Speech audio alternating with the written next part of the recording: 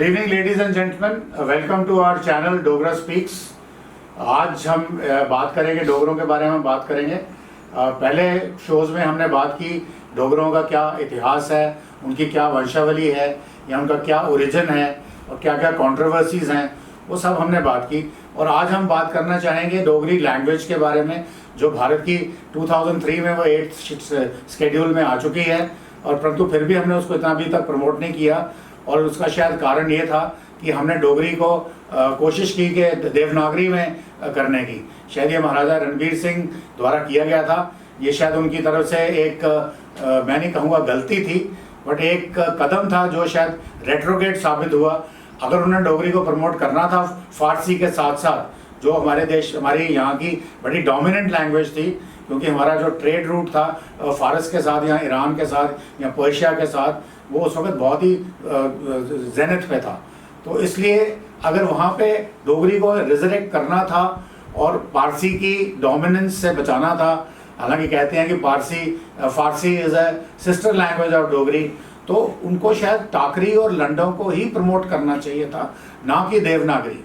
अब वो बात सही थी गलत थी वो हम बाद में देखेंगे, परंतु आज की स्टेट में ये हालत ये है कि जम्मू में तकरीबन 18 कॉलेजेस में डोगरी पढ़ाई जाती है, जबकि यहाँ 42 कॉलेजेस हैं, और वहाँ पे टाकरी और लंडे के बारे में कोई जानता ही नहीं है।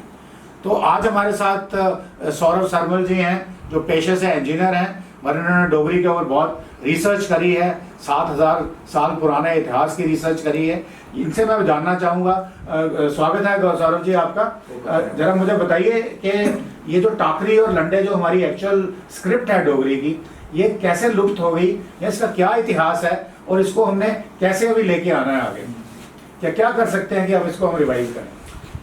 देखिए, डोगरी एज ए भाषा जब बात की जाती है, और वो एक काफ़ी पुरानी भाषा है जिसने अलग अलग भाषाओं को अपने में समेट लिया है, चाहे वो फारसी हो, चाहे तुर्की हो, चाहे अरबी हो, जो जो यहाँ पे आए उसको अपने में समेट लिया और इस तरीके से बना लिया और एक अपना ही लिहाजा तैयार कर लिया कि मानो वो जो लफ्ज़ थे वो उन्हीं के लफ्ज़ थे डोगरी के।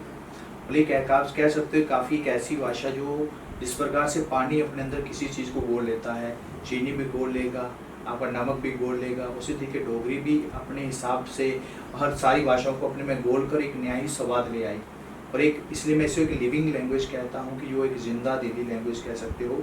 और लेकिन हमारे एक सबसे बड़ी एक कमी ये भी रही कि हमारे यहाँ पे जो लोग आए या जो रिसर्चर भी आए, कुछ ऐसे उन्होंने क्या किया कि डोगरी को कई बार पंजाबी का बना दिया, कोई पंजाबी असल में पंजाबी की डोगरी है। पंजाबी के भी काफ़ी वर्ड्स मिक्स हो चुके हैं, बिल्कुल, क्योंकि पंजाब के बिल्कुल कंटिन्यूअस था ना।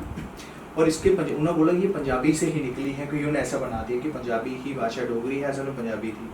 और इसके पीछे भी कारण क्या हुआ, जब लिंग्विस्टिक सर्वे हो रहे थे तो जो यहाँ के जो आते हैं लिंग्विस्टिक जो आते हैं, जो उस समय करने वाले जो शोधकर्ता थे, उन्होंने जम्मू सिटी को पकड़ा। और जम्मू सिटी में क्या था कि यहाँ पे अलग अलग प्रकार के लोग रहते थे, और खासकर महाराजा जब हरी सिंह थे उनसे पहले यहाँ पर काफ़ी सारा पंजाबी डोमिनेंस था। बहुत सारी जो मेन यानी कि अपॉइंटमेंट्स थी, जो सरकारी पद थे, उच्च पद थे, वो बेसिकली पंजाबी लोगों से ही भरे हुए। बिल्कुल। तो इसलिए उनका यहाँ पे इन्फ्लुएंस आना थोड़ा स्वाभाविक बिल्कुल उनका इन्फ्लुएंस था। और उन्होंने क्या किया कि जो लिंग्विस्टिक आए यहाँ पे, और जो शोधकर्ता है उन्होंने क्या किया कि यहाँ पे जो पंजाबी थे उनके साथ मिक्स हो रखी डोगरी को उन्होंने देखा, उन्हें लगा कि यार ये पंजाबी ही है। लेकिन वो ना पहाड़ों की तरफ तो गई ही नहीं, यहाँ पे डोगरी बोली जाती थी। और उन्होंने क्या किया कि डोगरी और पहाड़ी ऐसे करके एक लाइन डाल दी बारीक, कि पहाड़ी अलग होगी और डोगरी अलग होगी। फैक्ट है जो डोगर देश है वो 90% पहाड़ी है। जम्मू का इलाका जो थोड़ा तवी और चनाब के बीच में आता है, रावी से चनाब के बीच में आता है, थोड़ा सा ये इलाका थोड़ा प्लेन है। बिल्कुल और बहुत ही पंजाब के कंटिगुअस है, तो पंजाबी का इन्फ्लुएंस जरूरी है। तो असली जो डोगर लैंड है वो तो पहाड़ में है। डोडा, किश्तवाड़, पाउडर, खंडो, जई और इस तरफ रजौरी, पुंछ वगैरह अगर आप देखें और पीओजे की तरफ जाएं तो डोगर प्रदेश जो सारा पहाड़ों का इलाका है। तो शायद ये आपके जो लिंग्विस्टिक सर्वे वाले थे, इन्होंने उस तरफ का रुख नहीं किया। और उन्होंने सिर्फ जम्मू का इलाका देखा और यहाँ की जो भाषा थी इसको सोच कर बना लिया कि यही असल में वही रही होगी और यही डोगरी है। और जो असली में वहाँ पे डोगरी बोली जा रही थी उसको उन्होंने नकार दिया। इवन मेरे इलाके में जैसे डोगरी के काफ़ी अलग अलग डायलेक्ट्स आ गए हैं इलाके के हिसाब से। वो डायलेक्ट्स डिफरेंट होंगे, वैसे बोला जाता है कि हर 10 किलोमीटर पर डायलेक्ट बदल जाता है। इवन जैसे मेरे ऐसे आप देखो मेरे साइड में जो डोगरी उसे नियाली कहा जाता है, तो कई जगह खसियाली कहा जाता है, कई जगह आप देखोगे अगर चंबे की तरफ जाओगे चंबा में 2-3 मिक्स होता है, लेकिन उसको चंबियाली कहा जाता है। इवन कांगड़ा तो उस कांगड़ी कह दिया जाएगा। और लेकिन आज उन लोगों को वैसे आप बोलो कि क्या आप डोगरा हो या आप डोगरी ही बोल रहे हो, बातें वो सेम होंगी, भाषा सेम हो, सिर्फ लिहाजा अलग होगा, तरीका अलग, एक्सेंट अलग होगा। बिल्कुल बिल्कुल लिहाजा अलग, डायलेक्ट बदल जाता है, बाकी डायलेक्ट बदल जाएगा। और इससे हमें एक चीज़ पता चलती है कि डोगरी काफ़ी एक बेहतरीन और काफ़ी पुरानी भाषा है, और हमें हमारे जो शोधकर्ता हैं उनको इस पर फिर से कहते हैं ना रिविजिट करने की जरूरत है, कि फिर से विजिट करना पड़ेगा और आपको जानना होगा। रिविजिट जिसके कि अभी NEP 2020 जो आई है, प्रधानमंत्री मोदी ने 2020 में जो एजुकेशन पॉलिसी दी है, उसमें 5वीं क्लास तक की जो एजुकेशन है वो तो मातृभाषा में ही होनी है। मातृभाषा में बिल्कुल, तो Dogri is a compulsory thing. तो मेरा सवाल आपसे यही था कि हम डोगरी को देवनागरी में ना पढ़ा के टाकरी और लंडे को क्यों ना रिवाइव करें, और अगर हम नहीं कर सकते तो उसकी क्या मजबूरियां हैं, और अगर कर सकते हैं तो हमें क्या करना चाहिए उसमें। नहीं कर सकते हैं, करना क्यों नहीं कर सकते, क्योंकि हमारे पास काफ़ी अच्छी एग्जांपल है। आप इसराइल को देखिए, उन्होंने हिब्रू को पूरा वापस लाया, वो तो खत्म हो रखी थी, बिल्कुल वापस लाया। वापस अगर कहते हैं कि आप डिटर्मिनेशन होना चाहिए कोई काम करने का, आपकी वो चीज़ वापस आएगी, जरूर आएगी। सही बोला आपने, आएगी। बिकॉज कुछ लोग बोलते हैं कि देखिए जितना लिटरेचर डोगरी में है, जैसे आपने बोला महाराजा रणबीर सिंह ने उसको देवनागरी में कन्वर्ट किया, तो जो भी डोगरी लिटरेचर बना वो देवनागरी में है। तो लोग बोलते हैं कि अगर हम देवनागरी वाला जो अगर डिस्कार्ड कर देंगे तो डिस्कार्ड मत करिए, उसको वैसे ही रहने दीजिए। प्लस उसके अलावा आज के बाद जो लिटरेचर चलना है वो आपका उसको पूरा टाकरी में करिए, और जो आपकी जो न्यूमरल्स हैं जैसे 1 2 3 4 वो लंडे हैं, तो उनको भी, लंडों को भी इस्तेमाल करिए और टाकरी को भी इस्तेमाल करिए। बिल्कुल बिल्कुल। जैसे महाराजा रणवीर सिंह ने क्या किया था कि असल में जो पुरानी वाली जो डोगरी स्क्रिप्ट थी ना, उसको थोड़ा देवनागरी टाइप कर दिया था, कुछ ऐसे पढ़ के उन्हें पूरी तरीके से उन्होंने रिमूव नहीं किया। और असली धक्का जो लगता है वो महाराजा प्रताप सिंह के टाइम पे लगता है, क्योंकि उस समय हमारे यहाँ पे महाराजा प्रताप सिंह को आपको पता होगा काफ़ी साजिशें हो रही थी, उनको गद्दी से किस तरीके से हटाया जाए। तो उस टाइम क्या होता है कि उनके कुछ ऐसी अपॉइंटमेंट्स उनके वहाँ पे हो गई, ज़बरदस्ती करा दी गई, और जब करा दी गई उनसे एक कह लो धोखे से कह लो या एक स्ट्रेटजी के तौर पे कह लो, उनसे एक साइन करवा लिया गया था।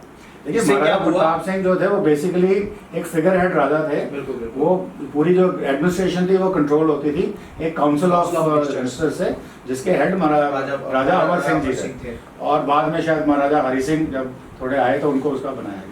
और काफ़ी अंग्रेज़ों की साजिश थी, एक उनकी कॉन्स्पिरेसी थी किसी तरीके से जम्मू कश्मीर को वापस हथियाना। वो तो बुरा था कि उन पे तो इल्ज़ाम लगाए गए थे हमारे महाराजा प्रताप सिंह पे कि वो रेजिडेंट को मारना चाहते हैं, जहर देना चाहते हैं। उस टाइम पे वो इसलिए गद्दी से उनको हटाना चाहते थे। तो इस चक्कर में उनकी जिस समय उनका उन्होंने साइन क्या करवाया, उन्होंने एक स्टैटिक तरीके से डॉक्यूमेंट मौजूद भी है, एक स्टैटिक तरीके से उन्होंने वहाँ पे साइन करवाया कि असल में हम पर्शियन को रिप्लेस कर रहे हैं उर्दू से, वहाँ पे ये बढ़ाता है। ओके। लेकिन उन्होंने गेम क्या की, वहाँ पे डोगरी भी साथ साथ रिमूव हो गई, टोटल रिप्लेस हो गया उर्दू से। जो डोगरी रिप्लेस पूरी की पूरी कोड लैंग्वेज भी हट गई डोगरी। तो जो महाराजा रणबीर सिंह ने डोगरी लैंग्वेज और पर्शियन के साथ गवर्नमेंट में चल रही थी, वो दोनों ही हटा दी, वो दोनों हटा दी गई। स्टैटिक तरीके से उन्होंने साइन करवा लिया। उन्होंने बोला कि ऐसा ऐसा कि आप देखो यहाँ पे साइन कर दो। महाराजा प्रताप सिंह उस समय कैसे मजबूर थे काफ़ी, और उन्होंने ज़्यादा कुछ देखा, उन्होंने साइन कर दी। जिस समय साइन हो गए वो सारी की सारी मूव हो गई वहाँ से। और रणवीर सिंह जी ने तो लाया था, उन्होंने कुछ रिफॉर्म्स काफ़ी लाए डोगरी को लेकर। उन्होंने तो इतना था कि उन्होंने कंपल्सरी कर दी थी यहाँ पे कि आपको डोगरी पढ़नी ही पढ़नी है। बस उन्होंने अपना एक नया वेरिएंट ले आए थे वो टाकरी का।